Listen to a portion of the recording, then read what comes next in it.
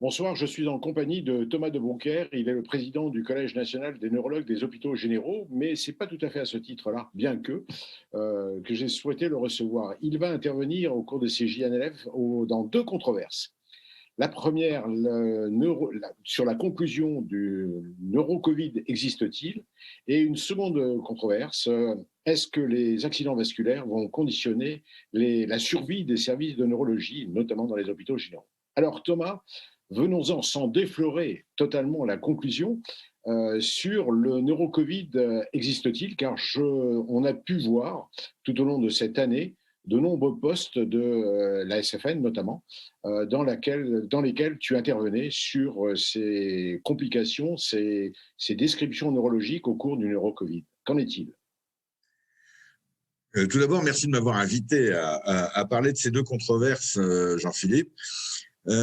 Pour ce qui est de la première, le neuro-Covid existe-t-il? C'est une idée d'intervention qui n'est pas récente en fait, puisque ça a été décidé, je dirais, après le premier confinement, et depuis ce temps-là, la question, je dirais, agite toujours les esprits. Il n'y a pas de conclusion très nette, et donc ça s'entendra dans la synthèse des deux intervenants qui vont d'une part défendre l'invasion du SARS-CoV-2 dans le système nerveux central, responsable de manifestations au cours de l'infection aiguë, mais aussi éventuellement, et c'est je dirais, une grande frayeur à l'heure actuelle, ou une grande peur, attisé par un certain nombre de publications que le virus s'installe éventuellement dans le cerveau en passant par les fibres du nerf olfactif et il déclenche des réactions responsables de symptômes neurologiques au long cours. Comme dans toute controverse bien faite, il n'y a pas de réponse franche à la question posée, et je dirais qu'elle peut éventuellement se départager en deux thématiques. Le virus SARS-CoV-2 est-il neuronotrope ou gliotrope? Est-ce qu'il va attaquer le neurone ou la glie? Les réponses de la science d'aujourd'hui sont de plus en plus claires et unanimes sur ce point. Je ne dirais pas dans quel sens. Et l'autre partie est: le virus est-il neurotrope, ce qui veut dire beaucoup plus de choses, c'est-à-dire est-ce qu'il va s'accompagner lors de l'infection humaine de manifestations neurologiques. Et ça, on ne peut pas dire le contraire. Un registre français a été monté en mars-avril 2020 par le Collège des neurologues des hôpitaux généraux, mais aussi avec l'aide de la SPILF, de Société de pathologie infectieuse de langue française. Et nous avons rassemblé en 2 mois plus de 220 cas de patients qui présentaient des manifestations neurologiques lors du Covid. Et donc, on peut dire que le virus est neurotrope, et quant à son neuronotropisme, la réponse, qui ne sera sûrement pas définitive, nous sera donnée lors de la controverse par les deux protagonistes et la synthèse. Donc, tu fais encore durer le suspense, et donc on encourage tout le monde à rejoindre cette session passionnante le jeudi soir, je crois, Oui. dans le cadre de la grande session de la SFN. Alors, la deuxième controverse était aussi intéressante parce que, effectivement, je pense que ça peut aussi expliquer pas mal de, peut-être, l'avenir de la neurologie, qui peut-être sera modifié. Est-ce que l'accident vasculaire cérébral, les AVC, est-ce que les AVC conditionnent la survie des services de neurologie? Effectivement, on a pu le constater que les services de neurologie étaient un peu, je dirais, avides de neurologues jeunes formés, parce qu'il fallait faire tourner, et il faut faire tourner les unités de neurovasculaires. Donc, il faut effectivement beaucoup de compétences. Est-ce que finalement, il n'y a que la prise en charge des AVC, finalement?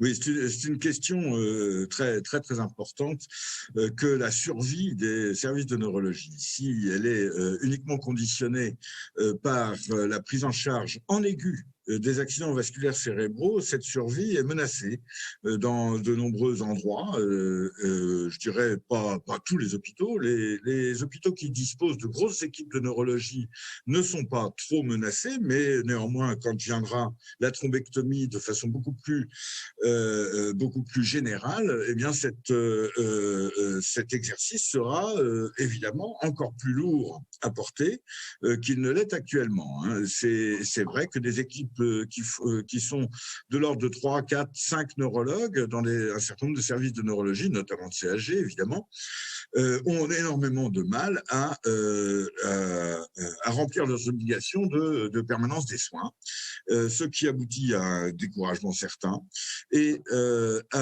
au fait que on puisse se poser la question de l'importance de la pathologie neurovasculaire dans la survie de ces services. Alors, une des réponses à cette question, et c'était, je rappelle qu'il y a 20 ans, en fait, on a profité de la vague de montée en charge, de la prise en charge des accidents vasculaires cérébraux par les neurologues et notamment avec la thrombolyse, parce que on a monté des unités de soins intensifs qui exigent une permanence des soins et que ça a été le mode de financement finalement de recrutement de nos collègues, recrutement limité par le nombre de neurologues formés, en fait. Et donc ça, c'est une façon de répondre à la question qui va faire controverse. Moi, je serai là pour démontrer de façon à peu près honnête que le neurovasculaire n'est pas indispensable à la survie des services de neurologie, de l'ensemble des services de neurologie. Par contre, ma collègue Dr Godnesh de La Rochelle sera là pour dire si le neurovasculaire est absolument indispensable. Alors, j'ai une façon de défendre mon bout de gras en disant que le neurovasculaire urgent, l'ultra-urgence, la permanence des soins n'est pas la clé de voûte de la survie des services de neurologie. Par contre, une des clés de voûte, et c'est majeur, c'est de s'occuper de toutes les pathologies neurologiques. Exactement. Parce que ce qui fait un bon neurologue vasculaire, c'est de faire du diagnostic différentiel, entre autres, hein, de savoir faire de la neurologie avec toutes les pathologies. On ne peut pas faire que du neurovasculaire. Et j'ai en tête l'importance qu'il y aura dans l'avenir à définir dans tous les services de neurologie la meilleure façon de prendre toutes les pathologies neurologiques du secteur dont dépend la population, donc une sorte de territorialisation de l'excellence en neurologie.